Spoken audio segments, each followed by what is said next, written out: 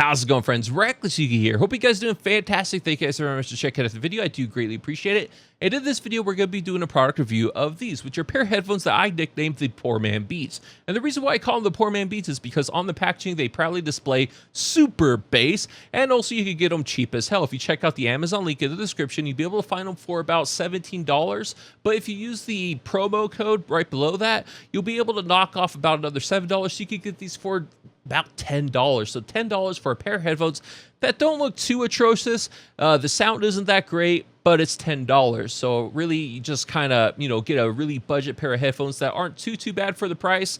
If you want a better build quality, or if you want something that sounds really good, then I'll, pass up on these. But if you just need a pair of headphones that don't look too atrocious, then these might be the headphones for you. So anyways, kind of going into the build quality of these headphones, this is from a company called Intone Sound. And you wouldn't be able to know that if you're looking at these, because on the top here, it just says headphones. On the insides of here, it just says headphones. There's no Intone sound. There's no brand recognition with these. Just you could tell by the looks that these are a pair of generic headphones. And the fact that they just said headphones means that it's like the generic of the generic. But that's not a bad thing, because the whole point of this video is you're looking for a pair of headphones for super cheap that, you really wouldn't mind if they were stolen. I mean, it'll be kind of irritating that you got $10 stolen from you. But it sure does beat having a pair of however much money a pair of Beats cost, depending on what sort of Beats you want, stolen from you or mugged from you, So, I mean, these are the perfect solution for people who want something that doesn't look too bad, but want something, I guess, like cheap. I mean, that's the whole point of these Poor Man Beats. But the build quality isn't that bad. I mean, the metal finishes on the sides aren't anything. It's just painted plastic. The drivers in these are 40 millimeters. The cord is braided. They fold up.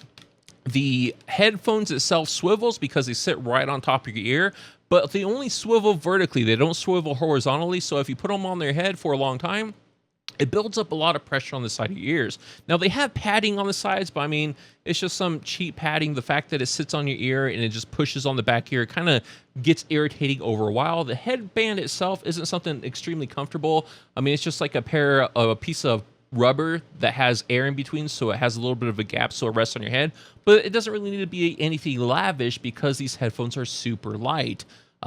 They don't really weigh that much at all. They don't really they don't put a lot of pressure on the top of your head if you're wearing these, so I think that is just fine. But the fact that these are on your headphones and they only tilt vertically is something that irritates me. Now, they fold like up a little bit, not too much as far as like how much room you have in order to play with.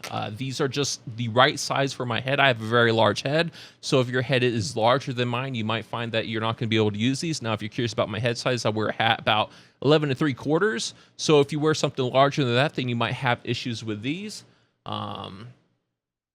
They're cheap headphones. Now, as far as how good do they sound, that's really up to you on what you think sounds good, because these emphasize on bass, and if you're listening to something that has a lot of bass that you want to focus on the bass, then they sound pretty okay for $10. Like, I have no complaints. But if you're trying to listen to anything else, if you're trying to listen to some vocals or maybe some guitar, they kind of sound like a tin can. They don't really sound good at all. They just kind of also over accentuates the bass, so it really drowns out the finer points of some music that you're trying to listen to, especially if you have a nice pair of headphones at home. Like me, I have a pair of Philips Fidelio X2s, and listening to some Jack Johnson, just having anything that is in the lower frequencies really kind of drowns out his voice. It makes an ukulele sound like a toy.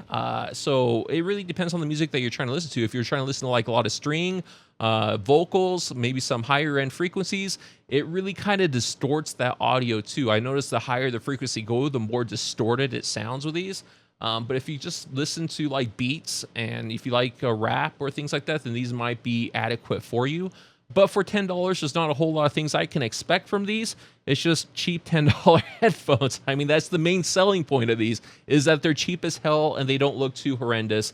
The sound is kind of horrendous, though, if you're really into sound. If you're an audiophile or someone who's a very high-end audio enthusiast, I might pass up on these. But also, if you are living in a rough neighborhood and you just need something to put on your head as you're, commuting, then these would be just fine. Or if you just need a pair of headphones for work, just like I said, again, don't expect these for long hours of listening, because they do kind of put a little bit too much pressure on the back of the ears. But anyways, that's my video review of these. Let me know what you guys think in the comments below. I do greatly appreciate any feedback, and I'll talk to you guys again in the next video. All right, bye-bye.